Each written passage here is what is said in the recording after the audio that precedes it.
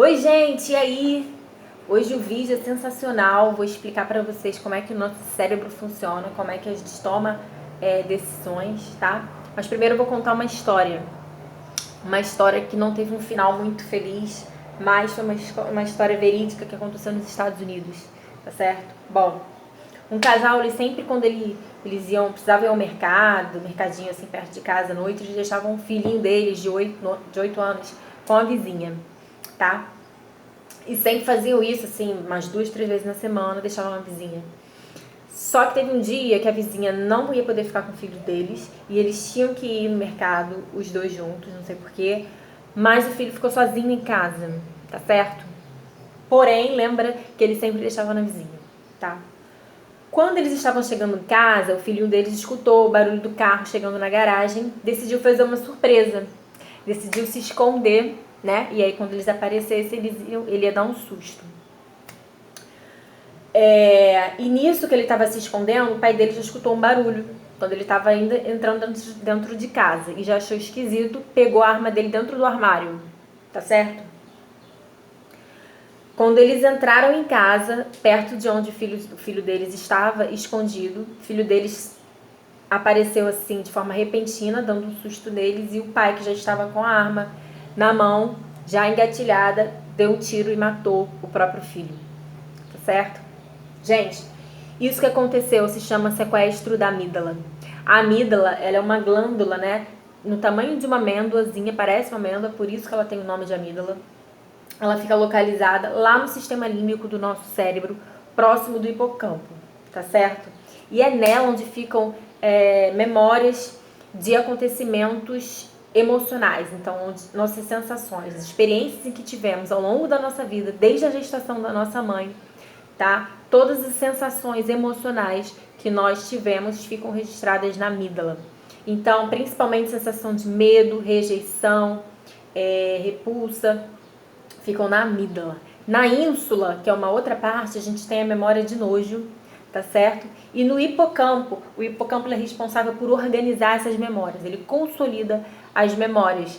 É a parte do cérebro onde a gente consegue olhar para uma pessoa que a gente conhece, um parente, um amigo, e reconhecer a afeição que a gente tem por aquela pessoa, e aí dá vontade de abraçar, de beijar, fica lá no hipocampo, tá?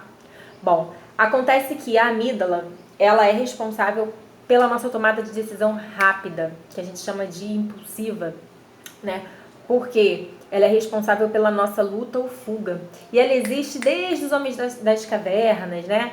Ela faz parte do nosso cérebro reptiliano, tá certo? E ela é fundamental para a nossa sobrevivência. Porque você imagine, se você está num lugar andando, por exemplo, aqui no meu condomínio já aconteceu de aparecer um jacaré andando, bem grande. Então imagina se eu estou andando, ele para na minha frente com a boca aberta. Eu preciso pensar rápido, tomar uma atitude de lutar com aquele jacaré ou fugir. É óbvio que eu iria fugir. Mas é a amígdala que ela precisa estar em estado de alerta para quando essas coisas acontecerem a gente tomar uma decisão, tá? Quando ela está em estado de alerta, ela libera uma descarga de adrenalina e noradrenalina e também de cortisol. Agora vocês vejam, ela não é para ficar em estado de alerta o tempo todo. Por quê?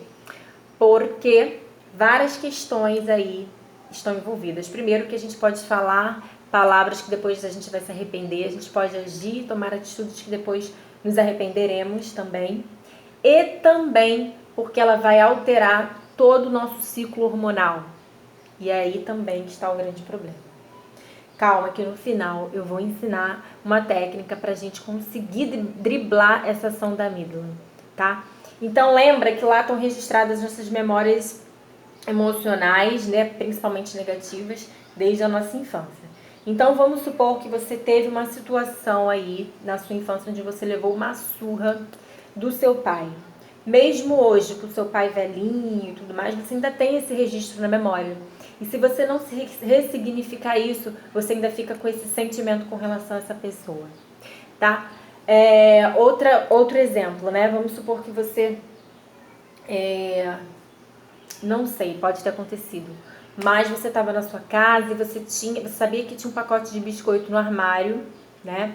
E você não era só você tinha os seus irmãos. E aí você foi lá, pegou escondido o biscoito e sua mãe pegou no flagra. E aí o que ela falou? Você agora vai comer esse pacote de biscoito inteiro em 5 minutos. Vai engolir esse pacote de biscoito. E aquilo ali foi te gerando um desconforto, um mal-estar, uma vontade de vomitar. Você criou um trauma a partir dessa situação. Todo trauma fica registrado na amígdala.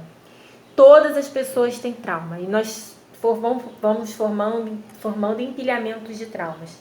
E esses traumas eles vão estar associados e vão estar afetando as nossas escolhas atuais. Então, coisas que aconteceram lá atrás vão influenciar em nossas escolhas hoje.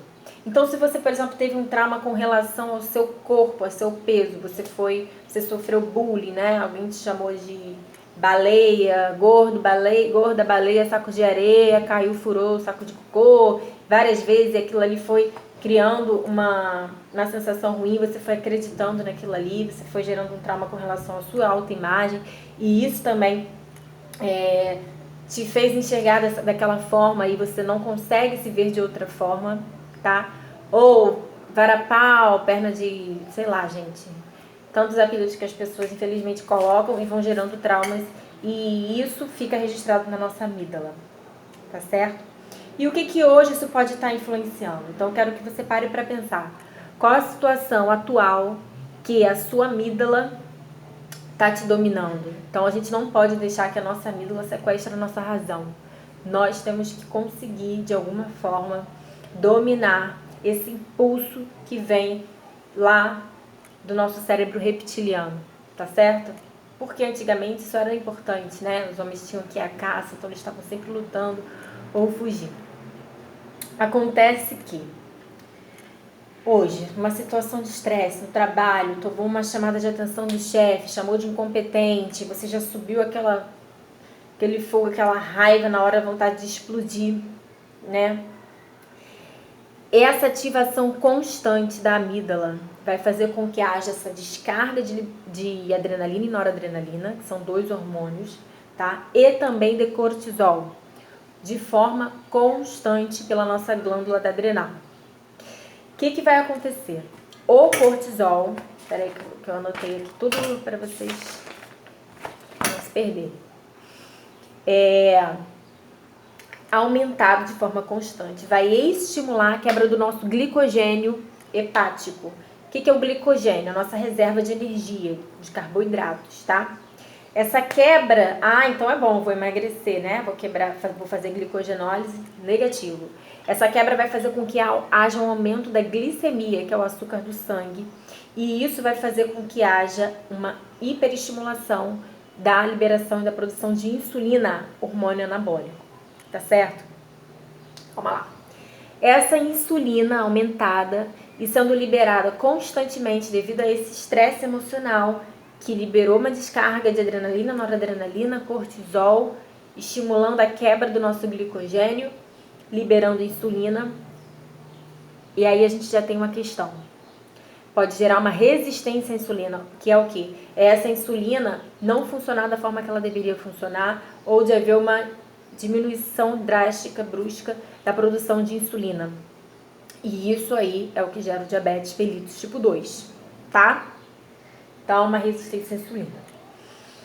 Esse aumento de glicemia também, essa quebra do glicogênio, também vai estimular o aumento de triglicerídeos, porque você também vai quebrar a gordura, né? A gente vai ter gliconeogênese, então a gente vai quebrar tecido adiposo, e isso vai fazer com que haja um aumento também de triglicerídeos circulante, e esse triglicerídeo circulante é o que vai colaborar para a obesidade.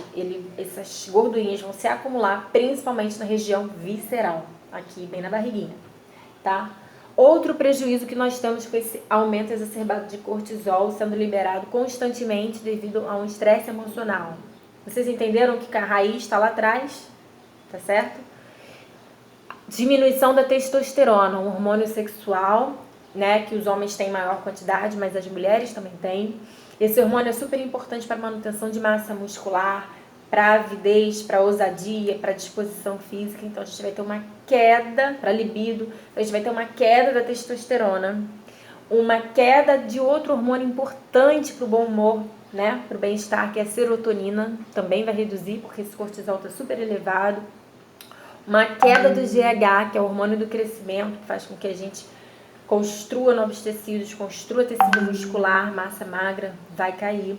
Redução do T3 e do T4, importante para a função da tireoide, então a gente vai ter a função tireoidiana prejudicada também. Redução do GABA. Gente, o GABA é um neurotransmissor importante para a gente se manter também feliz, faz parte dos neurotransmissores benéficos, e essa queda, ela vai, quando a gente tem uma redução muito grande do GABA, a gente tem aí um quadro de depressão, tá?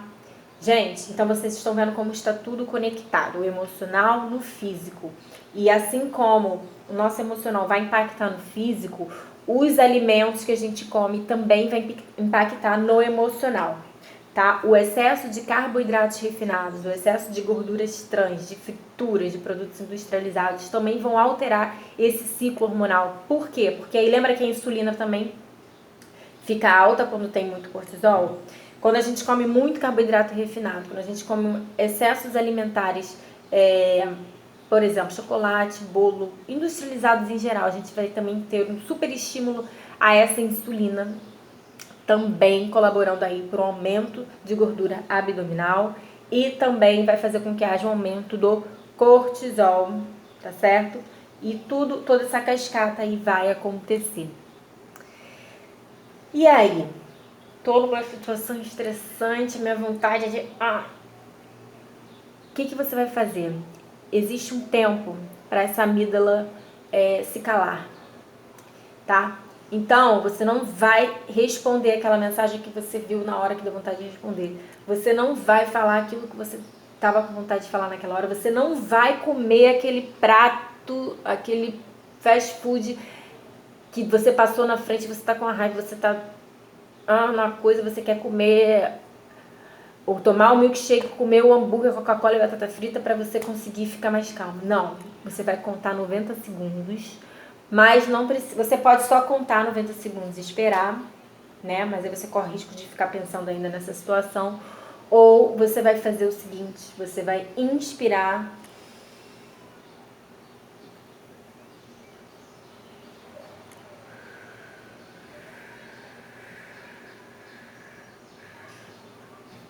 você vai inspirar contando até 6, vai soltar o ar contando até 6. Você vai inspirar contando até 6, vai soltar o ar contando até 6, tá? 12 vezes. Tô no trabalho, vai no banheiro. Vai no banheiro, vai ao banheiro, inspira.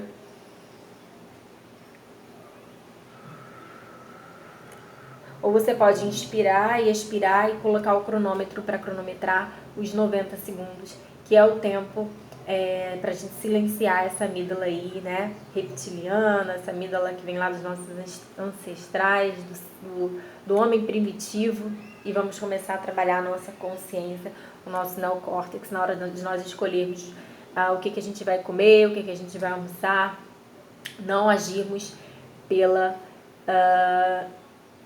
amígdala, né, pelo emocional. Não só por isso, é claro que a alimentação também envolve questões afetivas, mas que a gente escolha aquilo que de fato vai trazer um benefício em todos os sentidos para o nosso corpo, para nossa mente, para nossa saúde. Tá certo? Espero que vocês tenham gostado e façam esse exercício que vai ajudar bastante. Respire mais.